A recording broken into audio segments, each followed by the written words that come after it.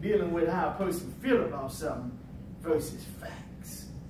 And the reason why I want to stress the importance of facts is because whenever you get into the workforce, and some of y'all in here, y'all going to have your own business. You're going to be business owners. You know, so you're going to have to determine what's best for the company first. Then you're going to have to determine what's best for everyone.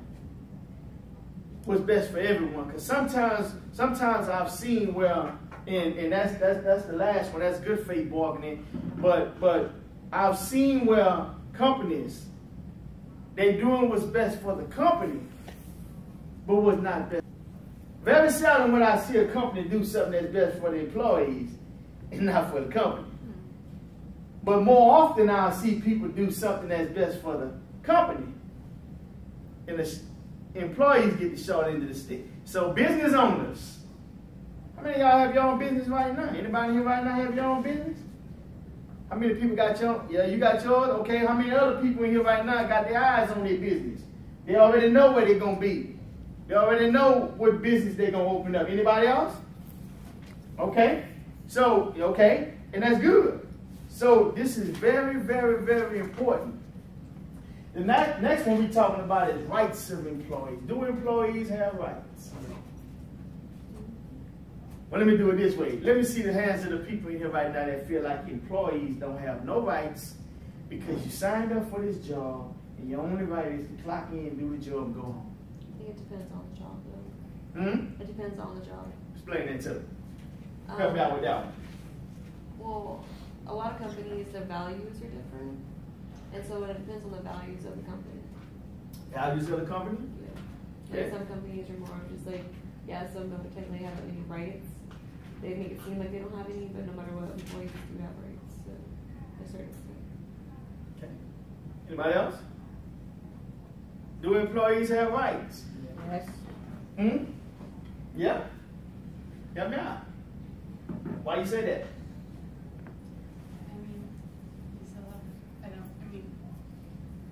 Like you're not able to do things. I mean, according to certain policies, yeah, but you should know that, like, depending on the job you work on, like what you can and cannot do, like at work. So, please don't, right? Okay. Somebody give me an example of employee rights being violated. You know, and the reason why I want to do the reverse way now, because we can see things better from this perspective versus from now. So we're gonna be able to see it in a broader perspective in a second, because now we're about to look at employees' rights being violated. Nobody want to be violated, right? Nobody want to be violated, right? So give me a couple of examples of employee rights being violated. So we are saying that the employees have rights, right? Of course. Okay, because I was about to say about the EEOC, if they're not being treated, you can learn it from. And it's and business owners. Yeah, business owners. We need to know this. We need to know just because we own the company don't mean we own the person. Right. They're an adult. See, sometimes we feel like we own the company because I own the company and I pay your bills. And I make sure that your family, you know, I make sure this, and first of all, I gave you a chance to come work for my company. Now, I feel like I own you. Now, I feel like if you don't dance when I tell you dance, and if you don't sing when I tell you sing, then all of a sudden now, I might just walk up to you and say your services are no longer needed, right?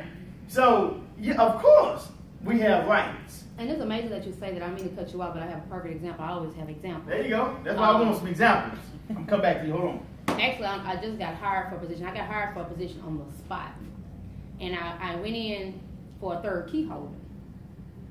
That was already self-explanatory because I was on the application. So I went in on Monday to, you know, confirm and, you know, all that, because I did say verbally I'd take the position. But some little shady things, when the paperwork came over to me through the email, I read it. And normally, just like you said, most people don't read it. And I read it and I saw the difference in the pay. I said, whoa, this gas, this chump change, you know, I can't. But then at the same time, and I hate to get spiritual, but hey, it is what it is. God gave me awakening And he told me still to take the position, but make them aware of what they're doing.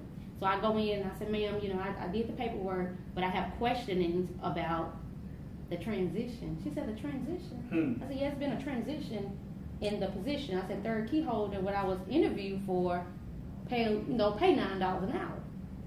She said, well, your paperwork and someone else's paperwork came at the same time, but her paperwork hit before yours did. I said, but that's not what we interviewed in reference to. It had nothing to do with paperwork. So I had to count, I had to stop, I had to breathe. And I'm sitting here and I'm praying within myself like, now Lord, I'm trying to change and you know. But I ain't finna be, you know, I don't want to be thrown over. Yeah. But the whole picture of the thing of me taking the job is to give me some insight on what I'm trying to do with my own business. Yeah. So he was like, okay, I'm humbling you. It's a humbling period for you. I thought, okay. So the lady said, you saw, you know, would you take it? I said, yeah, I'll take it. I'll take it. I got a crawl before I walk. I'll take it.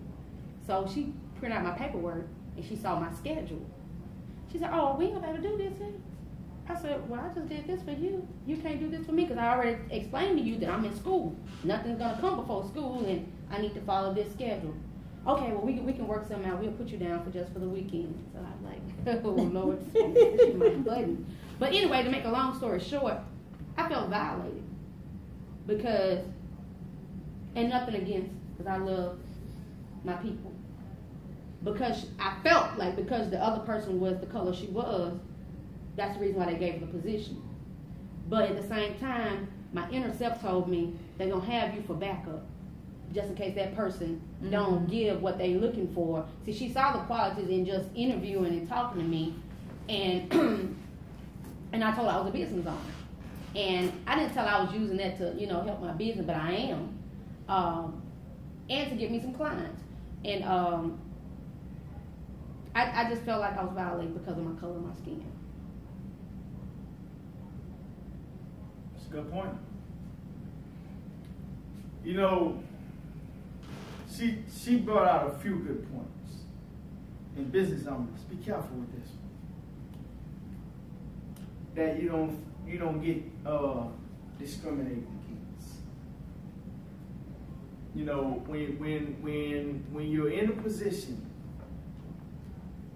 and you're interviewing with someone, and this is where the union comes in there with the city, because we see it all the time.